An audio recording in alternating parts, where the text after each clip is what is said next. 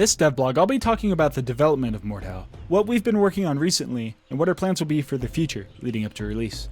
We'll start with some of our newest additions to the game, and features that are coming soon. First off, archery.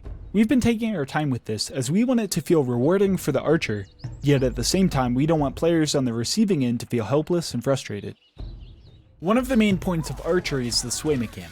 We needed a way to keep bows from being a point and click system, but at the same time, we didn't want to take control away from the player with a random spread, so we've implemented sway into aiming a bow. When you draw back the bow, you'll have a pronounced initial sway, but after a second it'll settle into the sweet spot, allowing you to take accurate shots.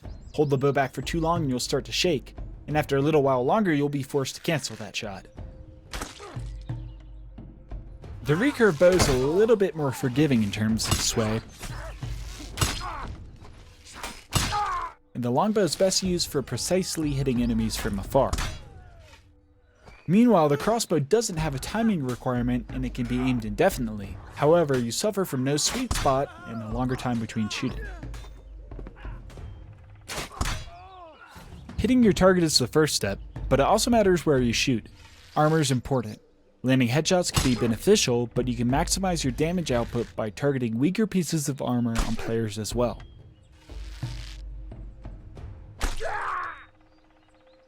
All of this comes together to create a system where archers can shoot nearly as fast as they can aim, but it requires lots of skill and practice to effectively take down players on the battlefield. This is important to us as we want to have as much depth in archery as we have in the melee combat. Another area of focus for the team has been Frontline, a 64-player tug-of-war mode that will be the main game mode of Mordhau. In Frontline, two teams will battle over control of linear capture points.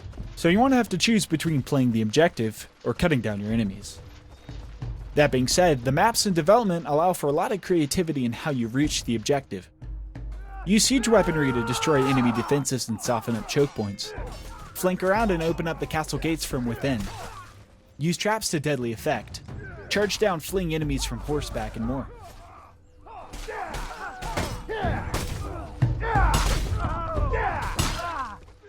Vehicles have been added to the alpha testing, but they're still being improved, especially horse combat, which can be terrifyingly powerful. Cavalry can charge through multiple opponents, and lances can kill enemies with a single unblockable hit, but this comes at a cost. Get surrounded by your opponents, and you'll be quickly unhorsed and cut to bits.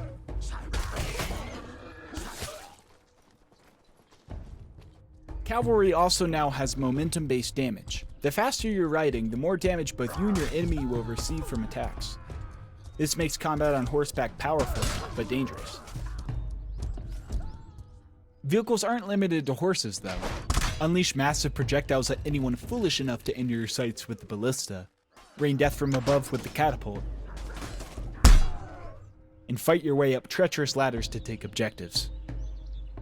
To actually see all these features in game, we need to expand and create maps that are suitable for 64-player combat. This could be seen as our main priority at the moment, and we're hard at work on map production. We've taken steps to redesign and expand the map Grad, giving it a village, farm, and extra fortifications leading up to the castle keep. On the map Camp, we've turned the outlying area into a war-torn battlefield filled with trebuchet, crows, corpses, and more.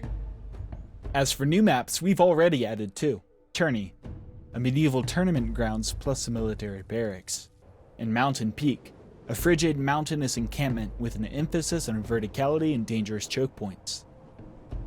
But that isn't the end of it. Work continues on other maps such as Taiga, a dense woodland map featuring a mining outpost, and Feitoria, a sprawling town and accompanying villages with narrow streets, a castle keep, and more. Adding new features and content is great, but we've been working hard to improve the foundation of the game, which is the melee combat. It's important that we get this to a fun, balanced, polished state for the release of the game, and we've done a lot to reach this goal during the closed alpha, which couldn't have been possible without the help of our testers. Mordhau offers the player an unparalleled amount of control over the angle, timing, and location of attacks. However, this can come with some unintended side effects.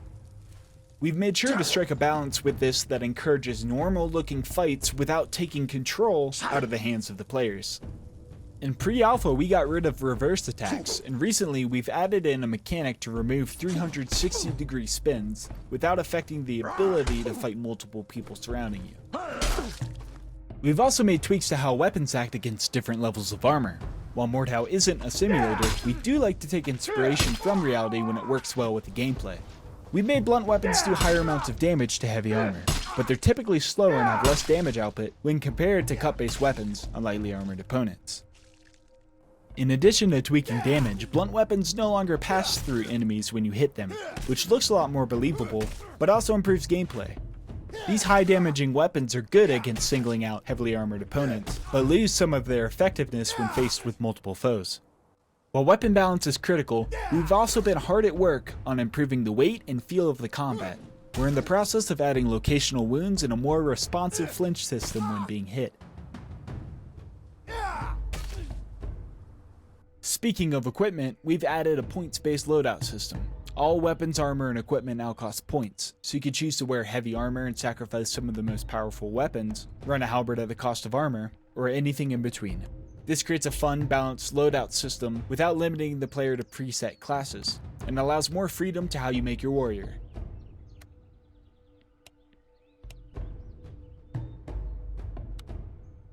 Our points-based loadout system is great, but we wanted to add incentives and reasons to play specific playstyles that aren't possible with a selection of armor and weapons alone, to create more depth through adding perks into the mix, which give you extra abilities at the cost of loadout points.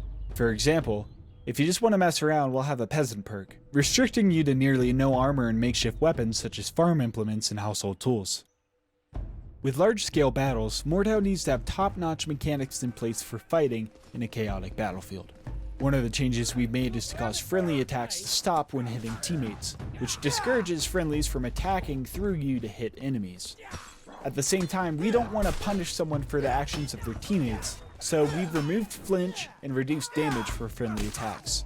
This should help to relieve some frustration from teammates not playing at their peak performance, especially when in large-scale 64-player battles. Animations are another front we've been improving. We've already done quite a few adjustments to make attacks feel snappier, as well as procedural lower body animations that make characters look much more rooted when in combat. In addition to this, attacks are now active for less time, and the arc for weapon swings is being improved. These changes not only look better, but also speed up the pace of combat. Netcode hasn't been safe either. We've had general improvements, as well as a ping compensation technique that helps to make high ping more playable. Mordhau has also gotten a facelift in terms of visual quality. We've updated to a new version of Unreal Engine recently, and with that came the ability to make the game look much more cinematic and impressive. In addition to that, we've updated hit impact sounds when striking world objects, weapon-on-weapon impacts, added audio cues for gameplay elements, and more. Voice actors have been contracted, and you can expect to hear new voices in Mordhau soon. You'll be able to choose a voice preset and modify the pitch within reason. The voice you choose will give you unique taunts, as well as changing the voice of attack grunts and more, so you can fully immerse yourself in your medieval warrior. Not me! A little help here? This way! Hold your ground! You move with the grace of a drunken peasant! You ain't nothing but a dunderhead bastard son of a codpiece! You wanna try that again, Sunshine? Fucking hell, check out this legend! Give me a hand, you muppet! Other quality of life features that have been improved are HUD elements. You can now see damage done, assists, and more, as well as a satisfying kill sound. If you prefer more of a minimalist approach, don't worry. These UI elements can be toggled to suit your tastes. Our UI artist has also upgraded the armory. When selecting weapons, you're now able to see detailed statistics to include damage against all armor types, weapon timings and speeds, stamina values, and more. Better yet, all of this comes directly from the code, so you'll never have to worry about the armory becoming outdated with subsequent patches to the game. Speaking of weapons, we've been hard at work to expand the roster and give you more tools to remove heads with.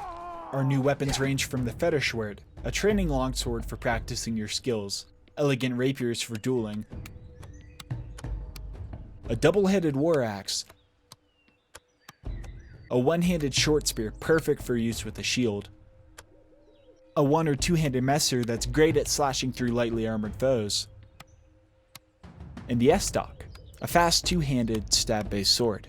On the larger end, we've added in the maul, a slow, short, high-damaging weapon that's capable of one-shot kills on heavy armor, and the Executioner Sword, a massive sword that can cut down enemies with ease. But work doesn't stop there, more equipment's on the way, like this Viking-inspired round shield. In addition to adding in brand new weapons, we've also added extra weapon skins for the ones we already have. They look great and nearly all of them are inspired by historically accurate weapons from the medieval era. There's too many to show in just one video, but a few pieces include the cleaver not only being a single-edged Viking era sword, but now also has a skin set to include the medieval falchion. And we've expanded the parts for the Evening Star as well. Run a historically accurate peasant weapon, or run something that looks a little bit more fancy. Armor hasn't gone unnoticed either. Our artists have been hard at work adding new items so you can make the perfect medieval warrior. We've added better helmets for a Crusader kit, gorgeous heavy armor, and an assortment of light armor pieces to make a dashing rogue. Weapons and armor aren't the only things you could bring into battle. A recent addition has been utility items such as smoke and fire bombs, and dedicated throwable weapons. Throwing knives are great against light armor, axes can deal good damage to more tanky opponents, and if you're on a budget, you can just chuck rocks at your enemies.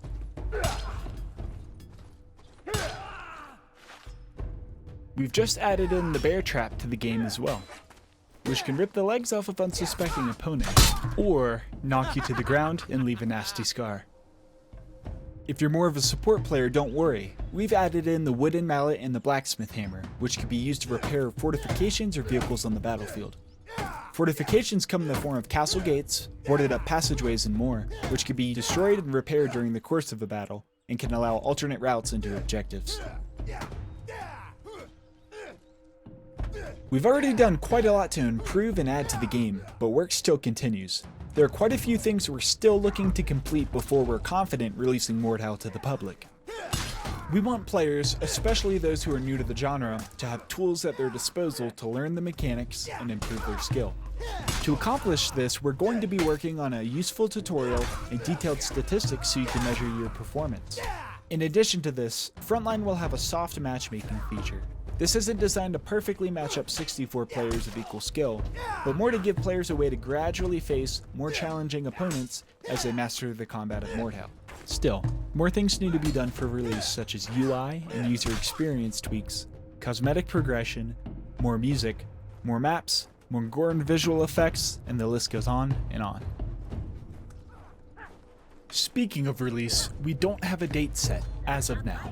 We're working as hard as we can to get Mordhau out to the public, and you can expect it sometime in early 2019.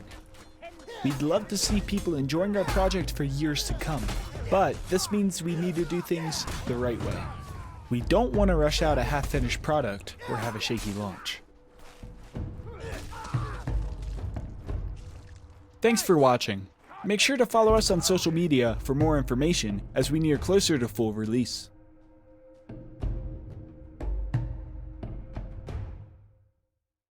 It's time to crack some skulls! Yeah! Yeah!